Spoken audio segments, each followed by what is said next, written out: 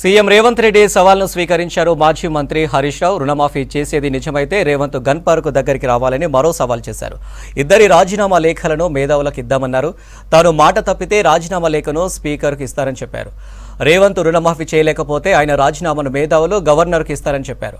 మెదక్లో BRS MP అభ్యర్థి వెంకటరెడ్డికి మద్దతుగా రోడ్ షో నిర్వహించారు హరీష్ రావు. మనం గెలిస్తేనే రేపు కాంగ్రెస్ వాళ్ళ మెడలు వంచి అసెంబ్లీలో 6 గ్యారెంటీలు అమలు చేస్తాం. రేవంత్ రెడ్డికి మొన్న నేను ఛాలెంజ్ చేసిన, ఏమన్నాడు, నేను ఆగస్టు 15 తారీఖులో గల రుణమాఫీ చేస్తా అన్నాడు.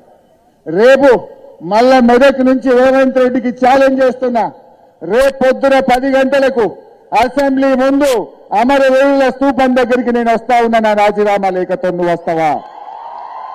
నువ్వు రాదమ్ముంటే నువ్వు ఆగస్టు 15లోగా రుణమాఫీ చేసేది నిజమైతే, ఆగస్టు 15లోగా బాండ్ పేపర్ మీద రాసిచ్చిన 6 గ్యారెంటీలు అమలు చేసే నిజమైతే రేపు గన్ పార్క్ దగ్గరికి మనమిద్దరం రాజీనామా లేఖలను మేధావుల చేతుల్లో పెడదాం.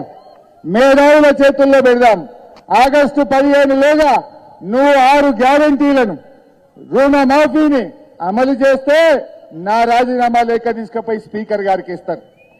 ఒకవేళ నువ్వు అమలు చేయకపోతే నీ రాజీనామా లేఖ తీసుకుపోయి గవర్నర్ గారికి ఇస్తారు. దానికి సిద్ధమేనా అని అడుగుతా ఉన్నా. నువ్వు దానికి సిద్ధమా అని అడుగుతా ఉన్నా. దమ్ముంటే రా, నువ్వు మాట మీద నెరవేర్చైతే రా.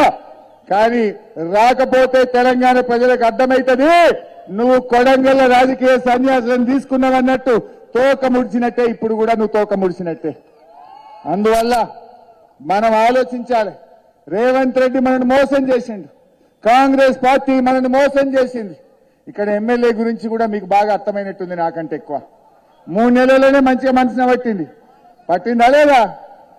ఎన్ని రోజులకోసారి వస్తున్నాడు? దయచేసి ఆలోచన చేయండి. అందువల్ల మనమందరం ప్రజలకు చెప్పాలి, రైతు రుణమాఫీ జరగాలన్నా, 6 గ్యారెంటీలు అమలు కావాలన్నా, 4,000 పెన్షన్ అందాలన్నా, రైతులకు 15,000 రైతు బంధు రావాలన్నా, నిరుద్యోగ యువకులకు నిరుద్యోగ భృతి రావాలన్నా, పార్లమెంట్ ఎన్నికల్లో కాంగ్రెస్ పార్టీని ఓడిస్తేనే అవన్నీ కూడా మనకు వస్తాయి. కాంగ్రెస్ వాళ్ళకు అహంకారం నెత్తికెక్కింది, గాలిలోనే ఉన్నారు ఇక కొడుకులు.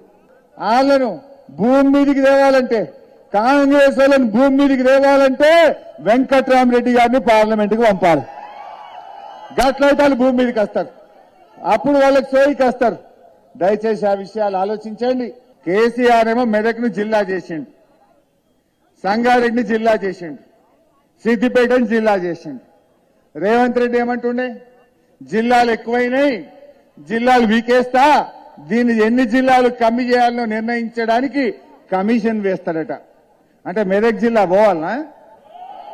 మెదక్ జిల్లా ఉండాలనా పోవాలనా? మరి ఆయన తీసేస్తా అంటుండు.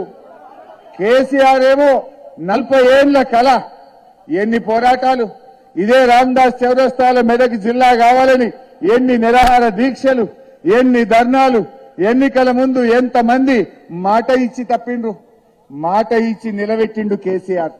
మెదక్ను జిల్లా చేసిండు కేసీఆర్. ఎవరన్నా ఈ ఎన్నికల్లో కాంగ్రెస్ పార్టీకి ఓటేయడం అంటే మెదక్ జిల్లాను పొడగొట్టుకోవడమే.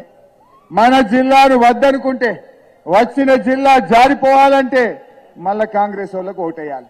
సిద్దిపేట జిల్లా పోతుంది, మెదక్ జిల్లా పోతుంది మళ్ళా. మరి ఆయన జిల్లాలు తీసేస్తా అంటుండు. ఈ విషయాన్ని ప్రజల దగ్గరికి తీసుకుపోవాలని చెప్పి నేను మీతో కోరుతా ఉన్నా.